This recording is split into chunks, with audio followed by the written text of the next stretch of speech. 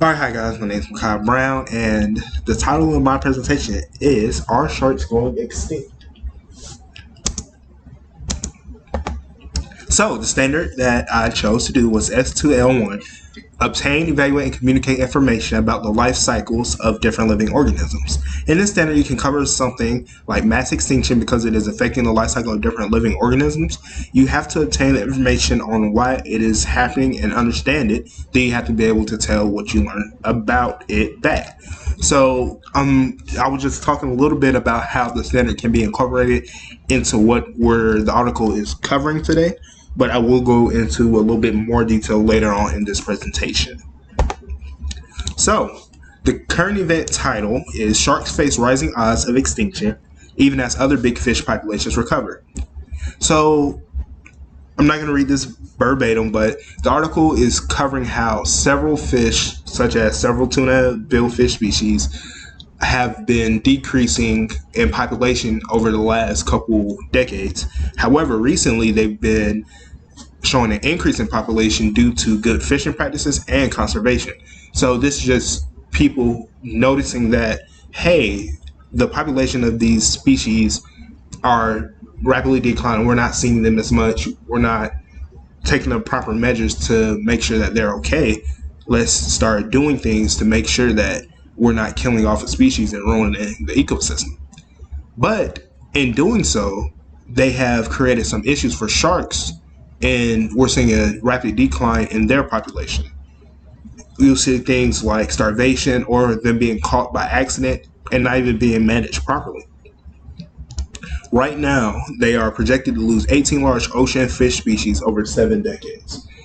In that, you're looking at a very large number that you normally don't even see over a century gone in 7 decades. That's 70 years just gone like that. And then it also speaks on the solutions that come with that.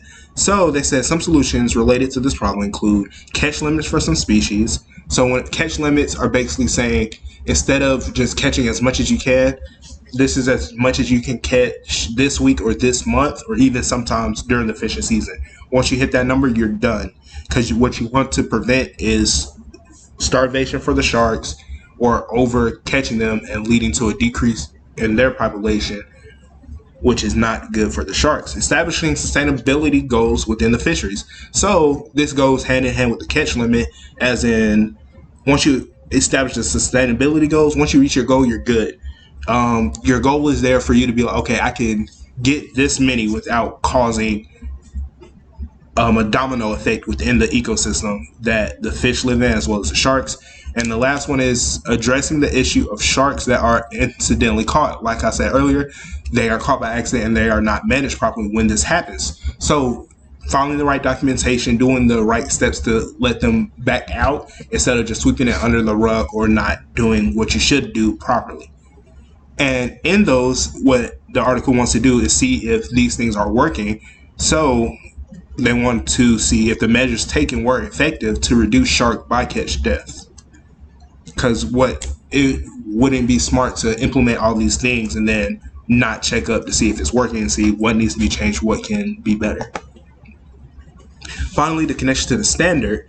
It's great for talking about how some life cycles end earlier and how some are prolonged. Teaching the students to learn why the